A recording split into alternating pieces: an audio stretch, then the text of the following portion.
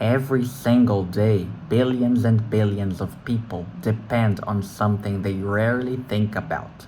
It powers cars, industries, entire economies, and behind it, there are companies that don't just produce energy. They shape the balance of power in the world. Oil is not just a commodity. It is one of the most strategic resources in modern history, and the companies that control it operate at the intersection of economics, politics, and global influence. To understand the world, you need to understand them.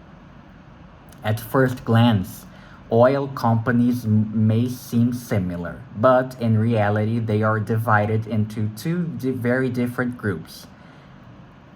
The private companies, like international oil companies, like ExxonMobil, Shell, and BP, that are publicly traded corporations that operate globally. These companies are driven by profit, shareholders, and technology. We also have the state companies that are national oil companies owned and controlled by governments.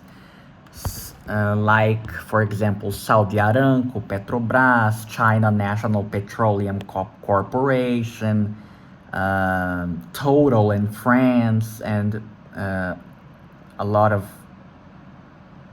others. These companies don't just produce oil, they represent national interests. Today, most of the world's oil reserves are controlled not by private companies but by states, which means oil is not just about business, it is about sovereignty. Control over oil is control over energy, and control over energy is control over economics. But oil power is not just about owning reserves, it's about controlling the entire system. Exploration, extraction, transportation, refining, and just distribution. The companies that dominate oil operate across all these stages. Oil shapes global politics, alliances, conflicts, sanctions are often linked to energy. Organizations like OPEC coordinate production levels, influencing prices worldwide. A decision made in one region can affect economies across the globe.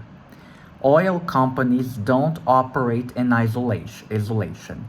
They are deeply connected to governments, diplomacy, and strategic interests. In some cases, they are instruments of national power. In others, they are global corporations navigating complex political landscapes. Today, the world is changing. Renewable energy is rising, and pressure on fossil fuels is increasing.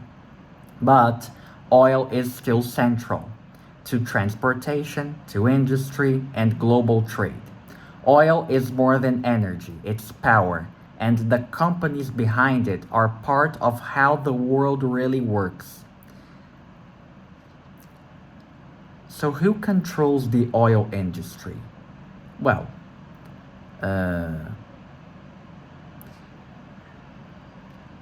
that's the question that everybody wants to know someday, right?